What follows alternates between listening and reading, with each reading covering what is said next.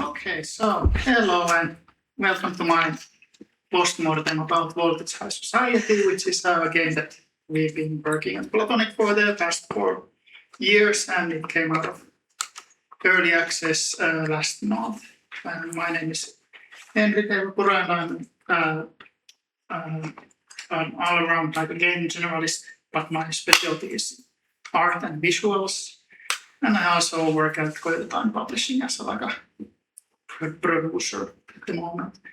I have like around 10 years of experience with like indie level professional game development, and more than double with like hobbyist and like mods and stuff like that. And I've lived in Vaasa region for the past 17 years at least.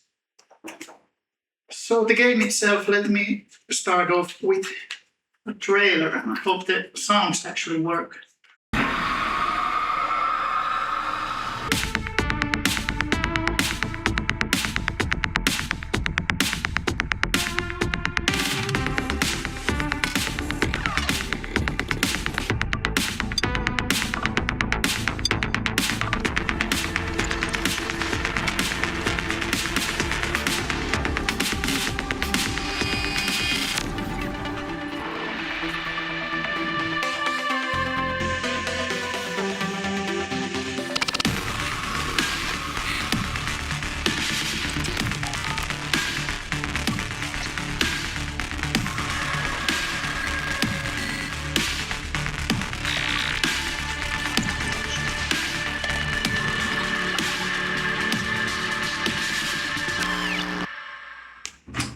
That's what it's like. And it's basically like a first-person action game with Metroidvania elements. And did I say it's been in early access for 4 years? It's been in early access for 4 years, and it has like 42 different areas to find, and 15 types of enemies, and 5 abilities to find and unlock the areas, and a myriad of like crazy amount of stuff. And it's mostly done as solo development, but with the help of at least 20 people from Platonic Partnership and local game developers and artists and so forth. Oh, where did my slides go? Why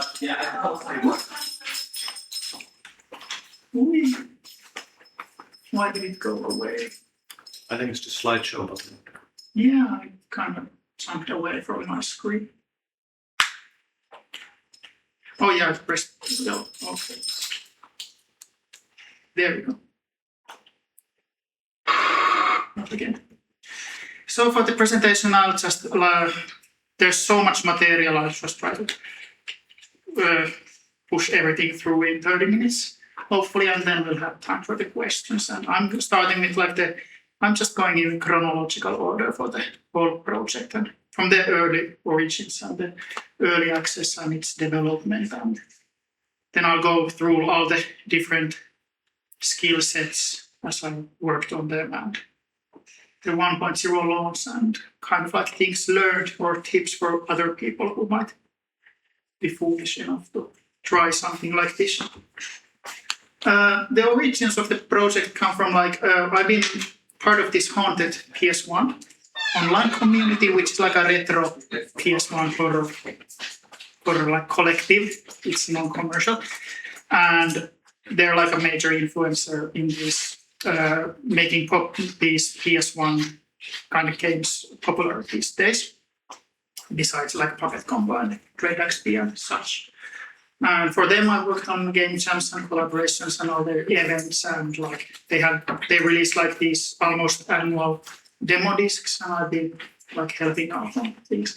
And while hanging around in the community, I started on this like a hobby project for myself, like just a week or 2 long prototype, where it's like a first-person horror game combined with 2 of my favorite movies, Tetsuo the Iron Man, Japanese black and white, like a really gnarly, awful, like a cybernetic horror movie, and this another one that's even more obscure is Electric Dragon 80,000 Volts. This is like a punk movie, a rock and roll movie about like a boxer who is electrical charge with 80,000 volts and he has ADHD and he fights like a metallic Buddha. And yeah, I started doing that thing and it looked like, sorry, I have the shared screen, so I'm trying to find my mouse all the time. This video is amazingly blurry and low resolution. Maybe I can press that button. But the actual quality of the prototype wasn't much higher. It was like extremely low fidelity and like 640 pixels wide and texture warping and harsh pixels and so on. And crap, I keep pressing that button. You'll see all my notes, which is like, yeah, about the video. I'll just take it again once more. So basically, it already has the basic elements, which is like the left and right hand for attacking and using things. And that's how I approach like games that I make or start, which is like I have the input device with the gamepad and I just figure out what the buttons do. And that's where like everything starts from for me. And yeah, this was in like December 2021. I was showing this around privately in like all the PS1. And then early 2022 in January, we unfortunately at Platonic, we just had like a cancelled game project and also like lost some client projects, and we kind of, with our burn rate, we needed money and buffer for surviving through the summer, which in Finland is like 3 months of nothing. Nobody answers phones or anything. So we had discussions and meetings about like, what can we do? And I took that prototype on the table and I was like, can we turn this into money? And we figured out we can do an early access release out of it and like get a pitch deck and game design document and everything and try to like sell it for publishers while working on that thing. So off I basically went. Here's like the early prototypes. Yeah. So in around April or May, a few months of quick iteration, just like desperately coming up with ideas. It started off as like this cityscape where you're like a detective and you're fighting gangs and you have like different quests and crime scenes to investigate and solve, and it would eventually culminate into this like a cyber horror cult that's underneath the city. And basically it had a lot more dialogue and like lore and whatever. The concept needed a lot of that. And we are known for our narrative games previously at Platonic with Lydia and so on. So I kind of wanted to break free of that. I was kind of tired of making narrative games and wanted to make something a little bit more like just action and just like killing stuff and dumb games. So as I worked on the prototype and blocked out areas and made the awful like content, we organically started to put together like what's even the story or the environment of the whole game. So it's not like a living city, it's like a Escape from New York is kind of like a prison island where you try to escape from, and the enemies are not humans, but they're like cybernetic monsters. And because of that, there's like this plague that's going on. Okay, now I'll try to like get the video out. Wow. Shit. This is gonna be like my bane of my existence. Maybe I won't zoom in this time because it's so low quality. Yeah, and the enemies, because they were like these metal monsters, the idea of like having this disease that turns people into prisoners, into monsters, that came from there. And besides that, there was not any story or characters or people or anything. Like they kept, Jussi and others kept suggesting me ideas, and I just like didn't have the brain space for any of that. Just like it's too much work. So just like the grand brush strokes for the initial version, which is this Prison Island. And while doing that, we of course worked on the pitch deck and GDD and tried to contact publishers and got ourselves ready for the early access, pushing forward to that until it was June of 2022 at the midnight. I ran out of time and we pushed the button. And basically there was no pre-production. It was always just like trying to get an actual release out and selling the game. And that kind of backfired.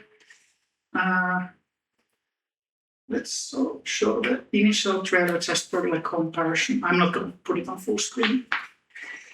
It's much more black and white. It doesn't have sounds, so I can speak on top. It's much more black and white and much more like all things are much more glitchy, like just moving with the camera is not smooth, and moving with the characters is like awful. You get stuck all the time and enemies don't work and whatever. Like, it was definitely not ready for a release, but my idea of early access was kind of outdated, because I thought early access was you put out this really raw thing and sell the idea and then people fund your project. But it's actually like in these days, it's people put out like really highly polished games and sell those, and then kind of some people don't ever leave the early access, pretty much like project Zomboid and whatever. It's just another channel for publishing games. So it was really broken and awful, and the initial response was super awful. Even we had like paid streamers for the game, and they could rage quit like after 5 minutes of playing the game. And we had some talks with publishers and for funding, and all of that faded out super quickly. And it all came out of like my perception of this early access culture and like miscalculation there. But it accomplished that one goal that we had, that it would save us through the summer, and the company was saved. So that's one thing. But the project itself felt like extremely doomed, because there was no money to like work as a team, and we couldn't work as a full team for that time, like estimation of 2 years, and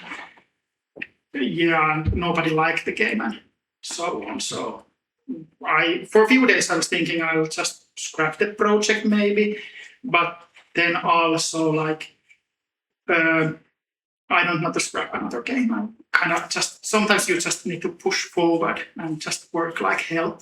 And I just wanted to take like total responsibility of this concept. So I started to collect like all the feedback I could find, all the like the streamer videos and the awful like reviews and discussion boards and everything. I just broke them all down and obsessively started like putting out small patches for the game. That was my first milestone for the next month or two, and that actually saved initial release. Like it went the total opposite. So we had like 95% like positive reviews and a good community and fan art and all kinds of cool stuff.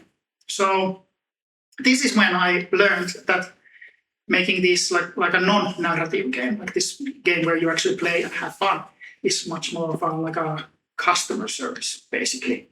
So it's a little bit different, the dynamic with the customer, with these kind of things, and that became like my workflow with the game. What I eventually, like for the next 4 years, how it worked out is I managed to compose 2 larger updates in a year, which is like quality of life improvements or totally new areas and boss fights, like an hour content or something.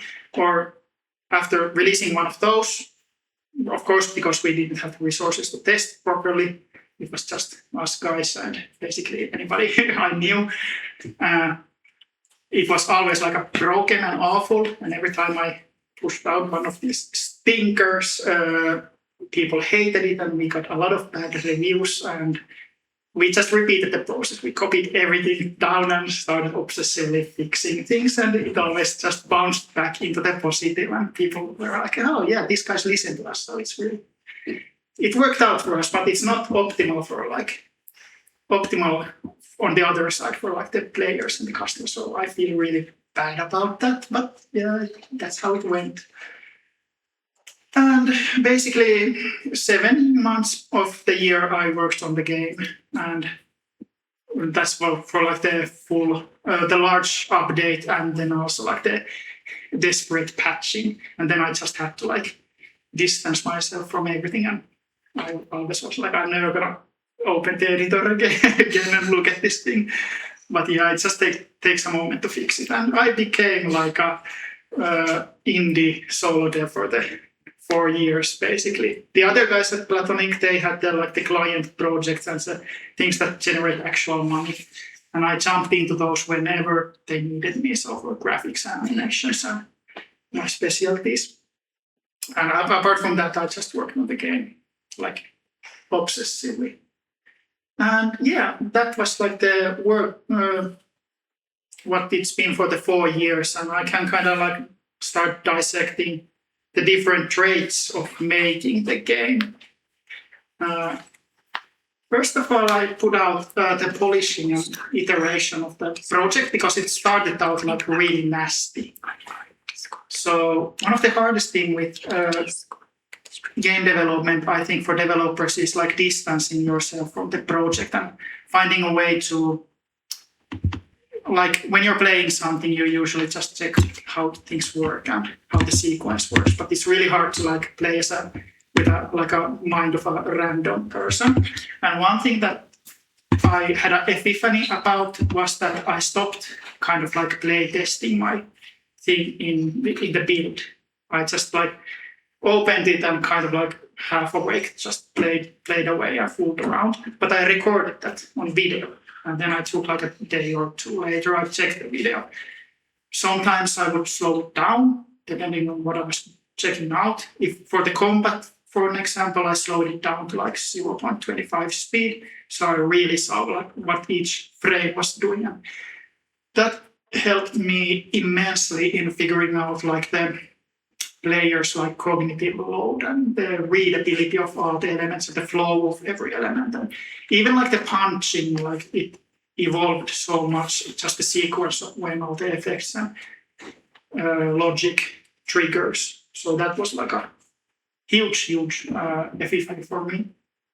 And then the other thing is just like trying to constantly just trying to switch my developing like this multiple person disorder thing where you're just trying to, sometimes you're playing as like a good player and sometimes you're playing as like a just fooling around, and sometimes you're just a developer and coder and whatever, and just trying to role play a little bit in different ways. And one important thing for the iteration, it's actually the wrong slide, but I'll mention it anyways now, is the make note of slow stuff, which means that when I was working on the game, I was constantly really obsessed about like how much time I spent on whatever. If I was writing dialogue and I was like, I've been writing this all day, that can't happen. It needs to be like 30 minutes max. And I just constantly tried to like keep what's the word, like stay conscious about the time I put into whatever I was working on. So let's get into the 3D art. It's not low poly in that sense, like PS1 kind of a thing where it's like 800 polygons and small texture maps. We were really free with these to do whatever we want, but basically just the vibe and the general idea had to be the retro aesthetic. And for the textures, like the materials, we PBR means like this photo-based rendering, like how the lights and everything like shines and things go. And because it was a black and white game, it was really hard to figure out the readability of things. So I started using like custom shaders and materials for how everything lit up, down from like the enemies. They have like, when you come closer to them, they just start emitting light basically, just to stay readable. And this was an issue later on because I didn't know that when you're rendering a frame, if you have like a GPU can push out a lot of content if it's all is like similar or identical with the data. But because I was using a lot of different shaders and materials and whatever, like adjusting values, it broke that GPU like calculation and made like this a lot of workload on the computer, and that's something I had to adjust along with the development. Another thing is for the animations and such, I relied, like all of my work is, I learned how to rig properly and use like the controllers and IKs and everything, because I noticed that if I use the meta, like these tools for automatic 3D rigging, but I noticed that it kind of takes away the authorship and the intent of what the motions are. And they're really cumbersome to use, but I learned the process, and when I started rigging stuff, I could already plan like how they behave and how the things move. So that was like a really good thing. I don't like using ready rigs. Besides that, when it comes to 3D, I focus on silhouettes. Like anything else is secondary. It's just if I have a pitch black character, it needs to read like something unique. And that's all the enemies. Some of them are from really weird angles, but it kind of confirms my idea of that I wanted like different sizes and how skinny and whatever and what their shapes are. So it all needs to read really, really fast. As for the most of the environment props and things, I developed this fun little exercise for myself because I needed so many props. Like I needed like a full game's worth of like a whole world's worth of stuff. So I started putting together these just like a texture atlas first. I made like a wish list for myself, like just copy pasting things and taking from CG textures and pixels and whatever, just like slicing little things. Then I just used that as like I slapped that on like a plane and started like modifying, figuring out the actual 3 dimensions of it. And with that technique, I could make like these kind of things. This whole set took like 1 hour maximum. Yeah, that saved me so much time instead of like texturing after you modeled something.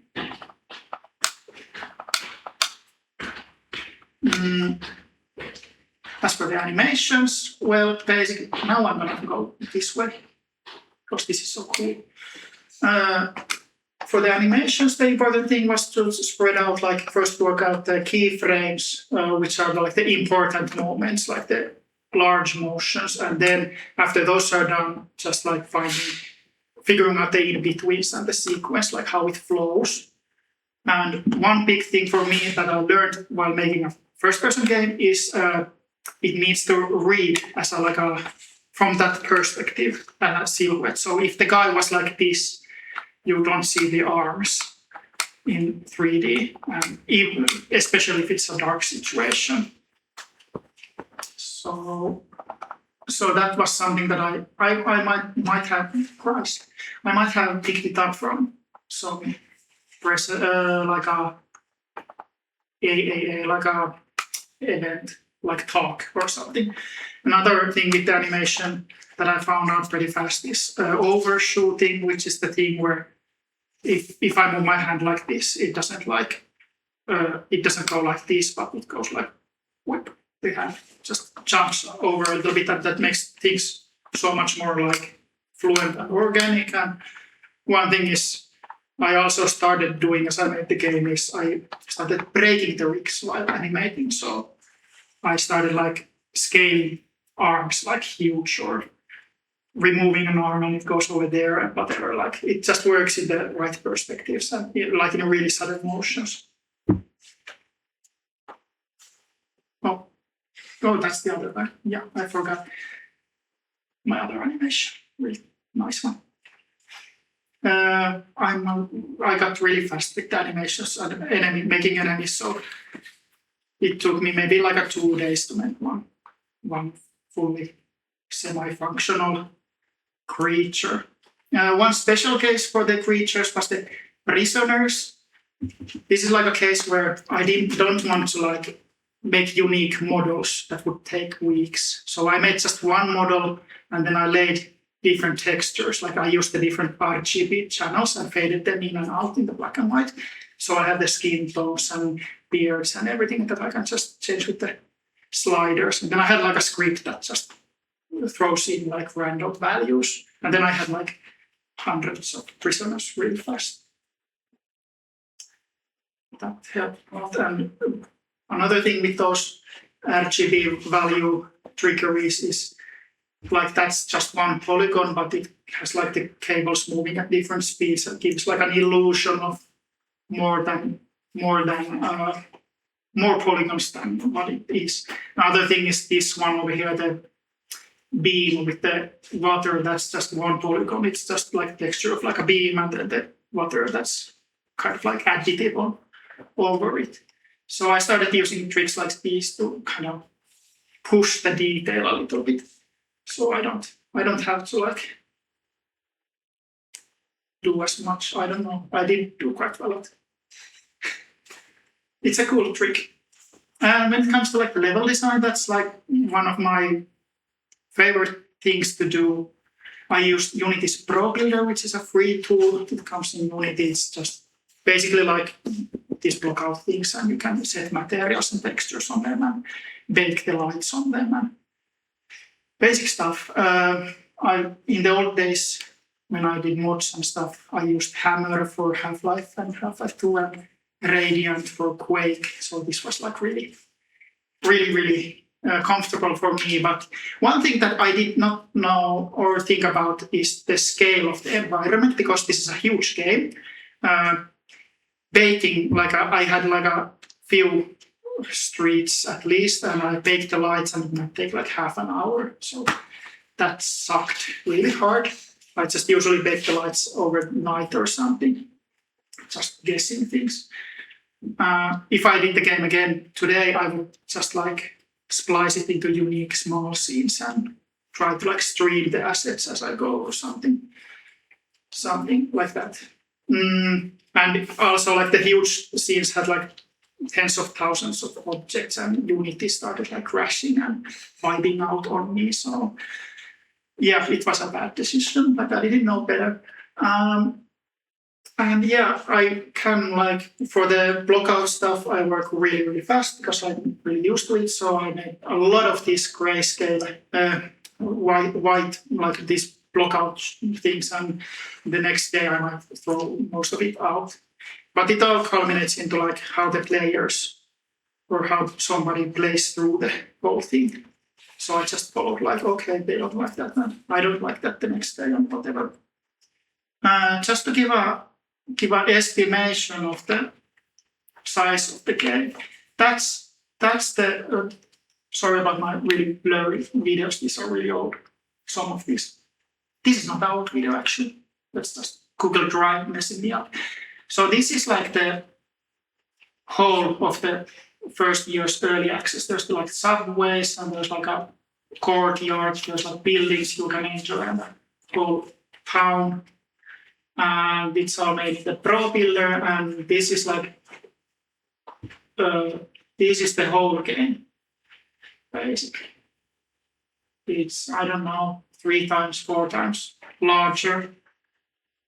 So it was quite an ordeal to make it all.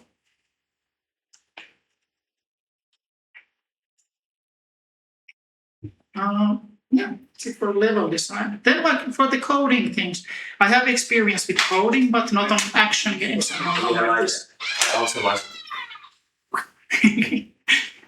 Of these 3D action games and like the usual games. I've just done these like narrative things.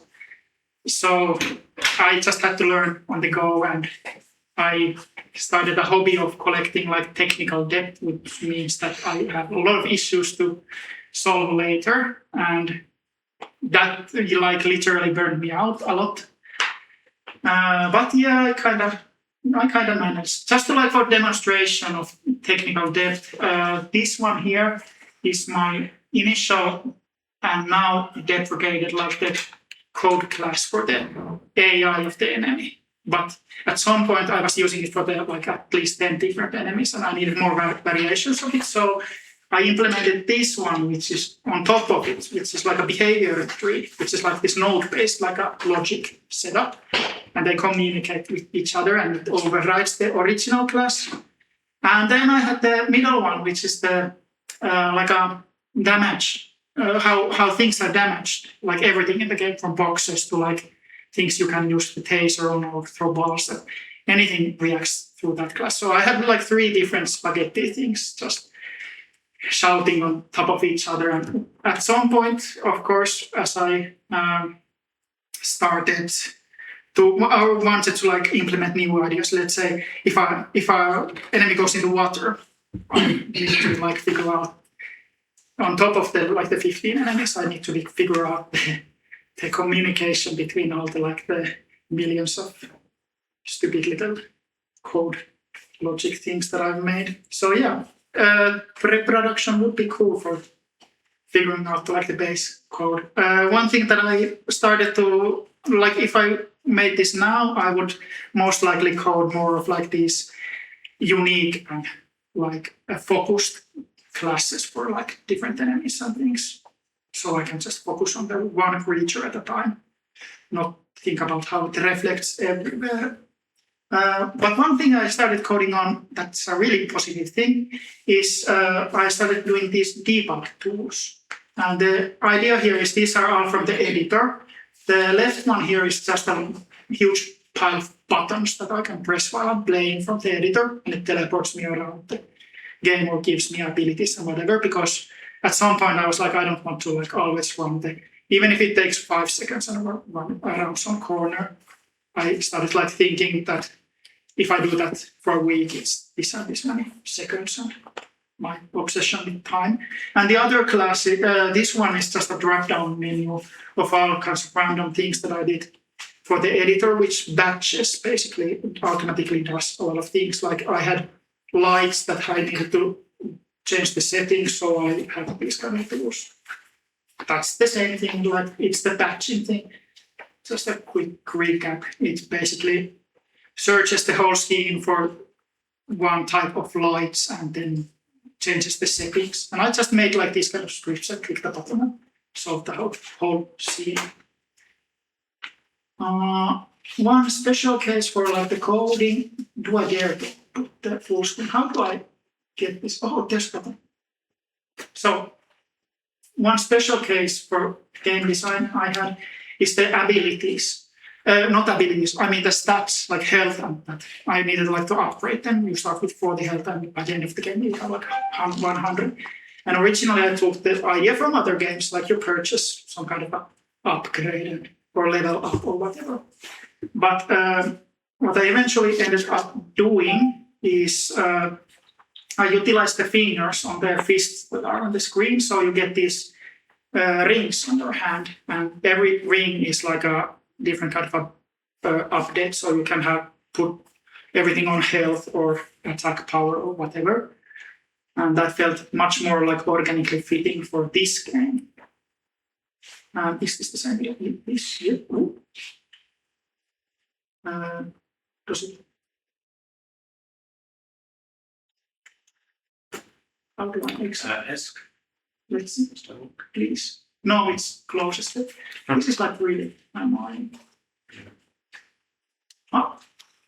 And for finding the rings, you find magpies that have stolen the rings and you chase them down, because this is something that I noticed a lot of the players liked just jumping around and climbing everywhere and just like parkouring. So I implemented that into a game design decision.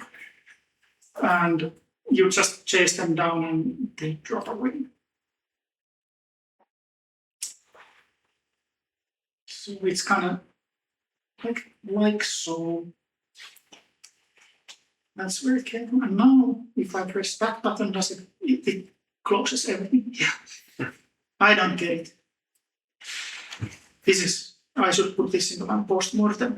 But yeah, the thing is, the lesson learned from here is just instead of referencing some other game and copying some kind of a system, you can kind of organically find some system that fits your game perfectly.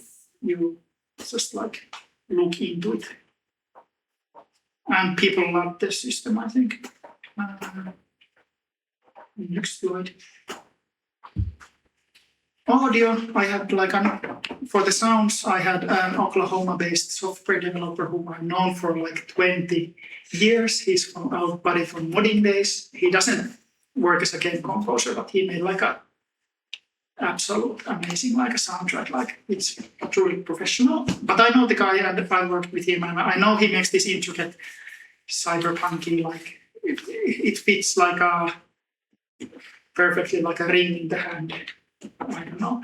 But yeah, I wanted to use Jesse for this game. And this, of course, was a little bit bad because we have Juhana in platonic partnership. Juhana Lehtiniemi, who's our composer, composed for all of our games. I made him a little bit sad, but eventually we made amends and Juhana made some guest tracks for the game, for the bird chasing thing, he made the sound music for it and elsewhere as well. Also, I had a lot of music from Ville Herronen, who was here just a moment ago from Krokka Games, and Sebastian Laitila, who's at the university, hobbyist musician, and a Seattle-based a musician who likes the game and just wanted to donate some music for us. So I just implemented this as a random songs into the game. And besides this, I also know from modding days a lot of voice actors and such, so I got some dialogue into the game. But when I didn't, I used, for example, I sent a Henrik a message that I didn't have a voice actor. I was like, hey, Henrik, can you do this? You speak English better than anyone. And he recorded it on his mobile phone and sent it to me, and it's in the game and it's perfect. So yeah, little things like this. Jussi Loukiainen is in the game. He's a psychopathic clown. For the sounds, I used Fmod, which is a plugin for a dedicated tool, because originally I used Unity sound systems, but what it does is I have thousands of different audios and a lot of music tracks. So at some point of the project, I just scrapped all of that and learned Fmod, and it made my life a million times easier just to get all the dynamics and sequencing and logic. Truly recommended. This is just an example. That's this on the right side with the lines. That's one of Jesse's 20-minute music tracks. And now the green parts are looping sections, and now the lines are different logic triggers. And on the left side with the text, that's his time code stamps and different ideas for when they can jump into different sections. So these were awful to implement, but they made so much for the game because the music lives really well and synchronizes with the gameplay sometimes. Optimization basics, well, this is kind of basic stuff. Ugly code is perfectly fine. I was too precious about at first over-engineering and building some kind of systems and scrapping 90% of that and figuring out that it's not what the game even needs. But then the other things the optimization on the bottom, this is a graph for the frame rates of the game. And if it's full, it's bad.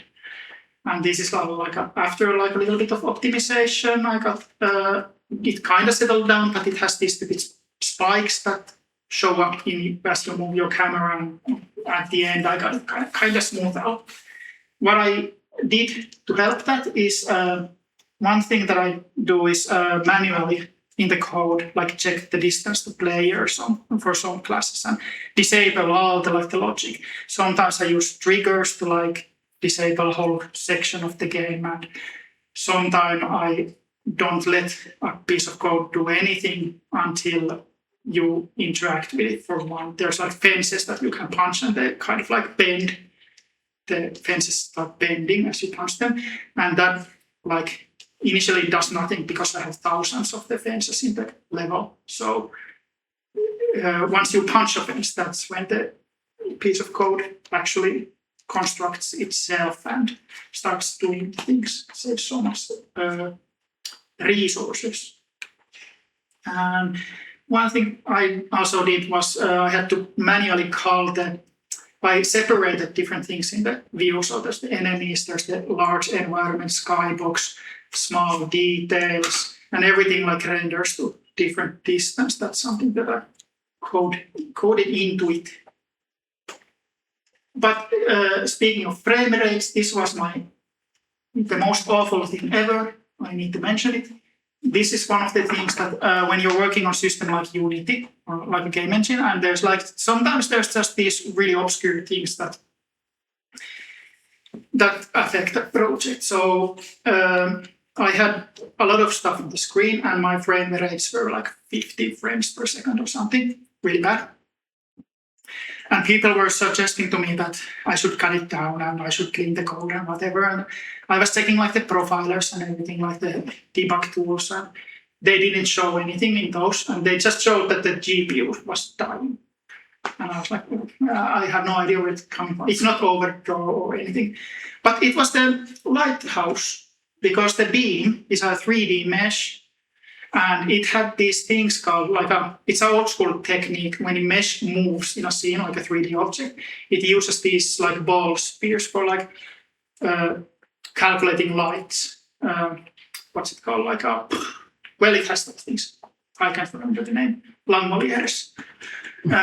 But the lighthouse is actually like the beam is like a couple of kilometers long and it rotates.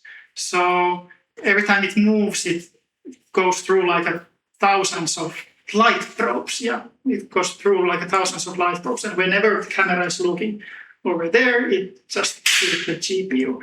And that's like the only way I find out. I looked for this bug for months. The only way I found out is I stubbornly just kept my camera towards where the frame rate is low and reduced where it is. And yeah. Basically, those are like the traits of the development. And at the end of the early access last June, game was completed. These are kind of small text, sorry about that. We have had like 30,000 wish lists, but the conversion has been like really weak. And I think a big thing over there is people use wish lists differently these days. They're not so much of like a promise to buy something, but it's just like bookmarking random stuff. And there's like hundreds of games you bookmark and maybe remember some of them. So most of the wishlist games from like Steam events and different kinds of events and streamers and things, but yeah, they didn't convert to anything.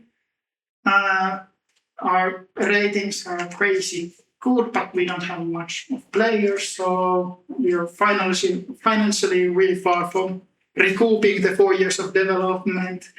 But yeah, we're still banging ahead. And I think one large thing is expectations for the game were kind of off as well, and that's like a communication problem from our side, because it costs like 16 euros, and it's been in development for 4 years.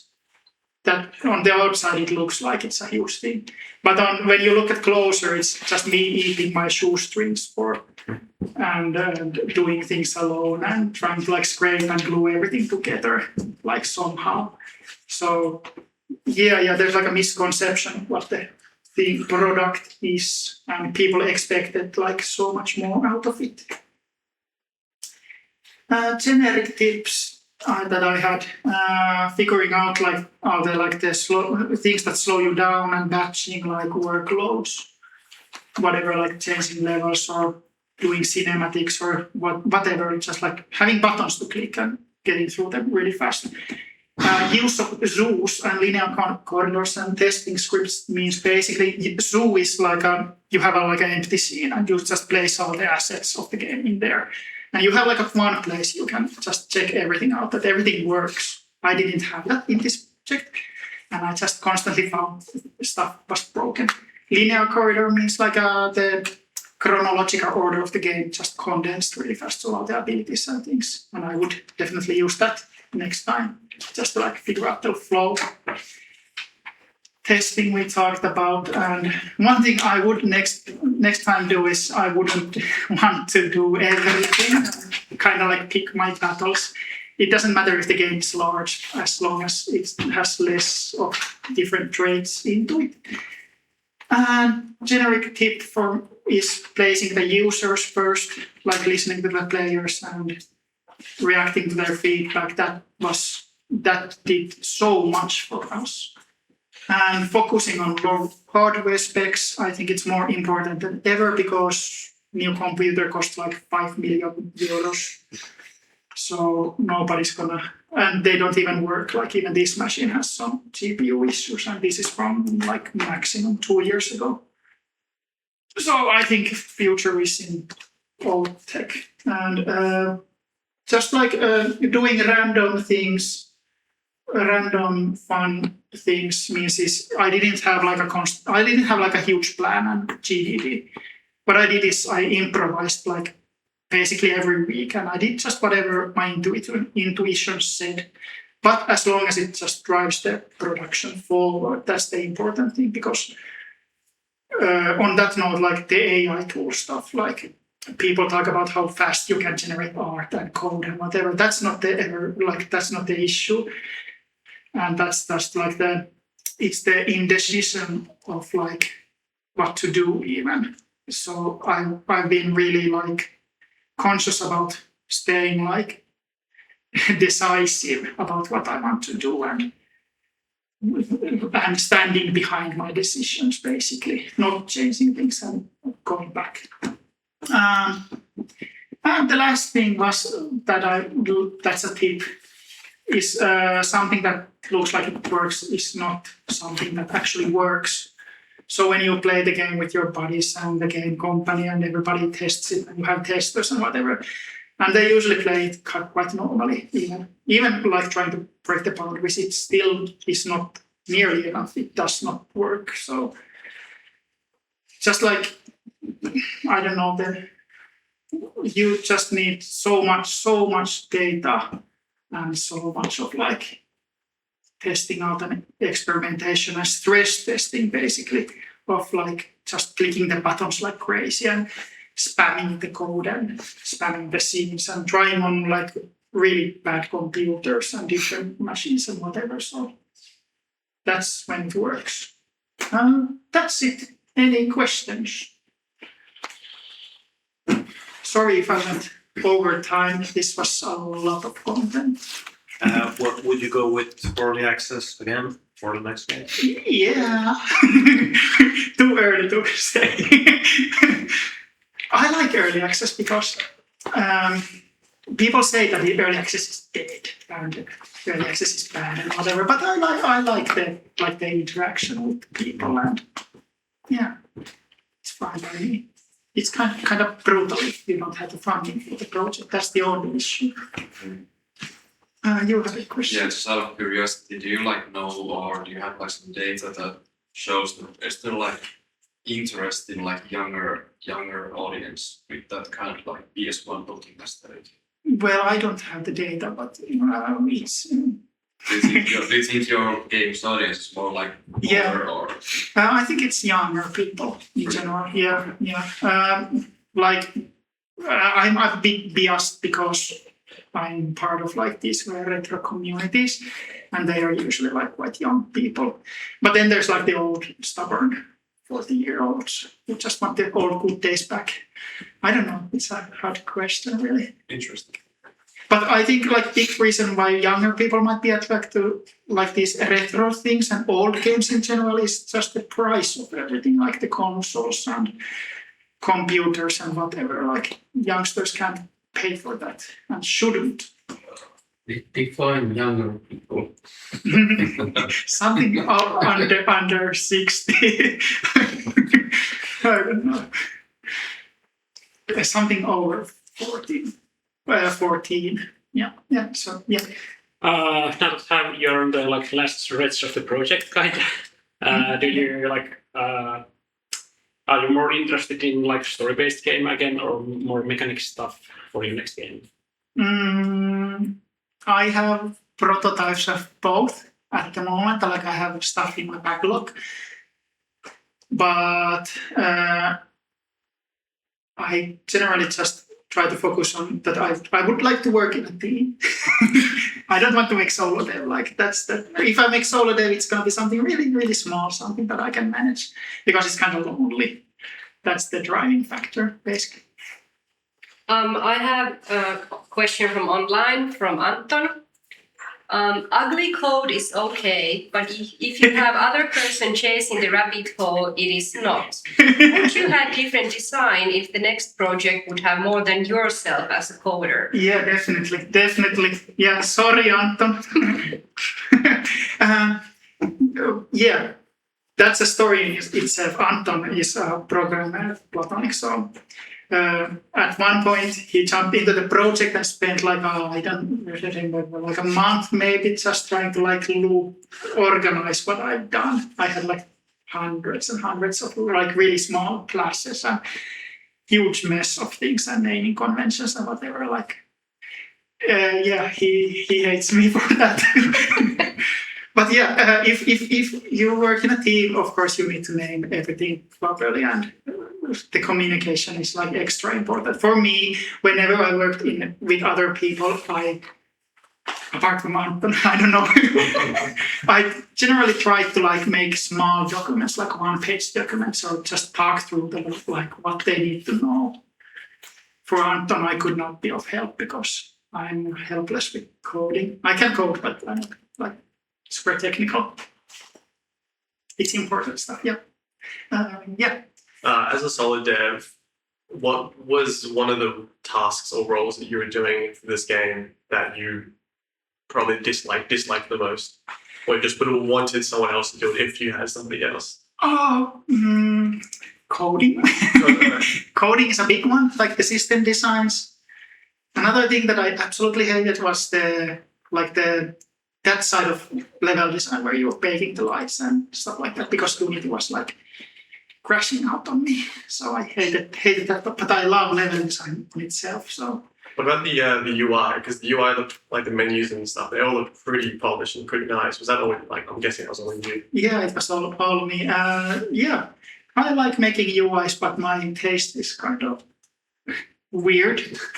So if someone asks me to make like a clean, nice, like a commercial UI, I'd be totally lost. But if I can make something like that, then I can like back it out and figure out stuff.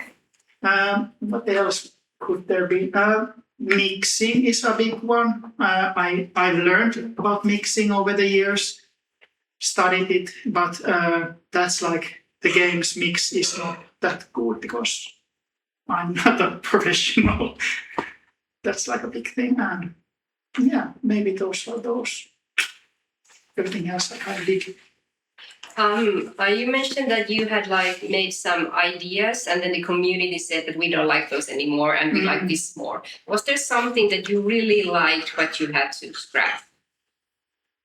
Not really, no. And I usually I'm pretty brutal towards myself or my ideas. Even like I'm really like the kind of person who can like cut out things and not start defending or holding on to an idea. I think it's really important just to decide on things. So I think everything the players found out is just things that I hadn't thought about or didn't notice, and they were like good ideas.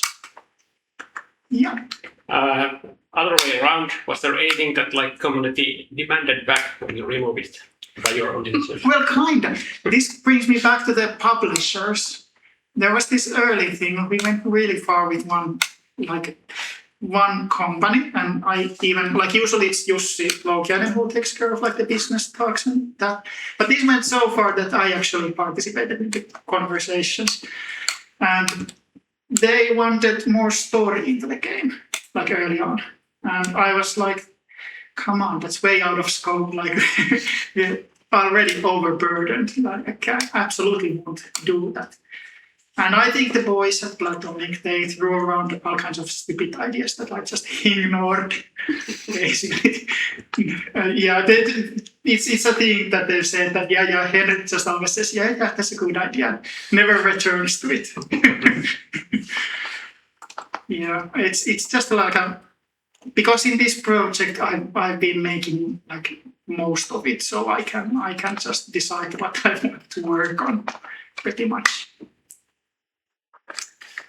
You mentioned that you had 1,000 sound effects or so. Do you have some kind of manager or sound library manager or something like that? Fmod Okay. basically does it. It has the raw sound files. What Fmod does is you throw the raw sound files in there, and you can layer them inside Fmod. Okay. Build out the code logic and mix and the reverbs and everything, and build out the layers and filters, and then you click a button and it makes a file out of Fmod, a bank, and you put that in the game. So it took care of everything for me. It's really neat. Yeah, that's most likely it.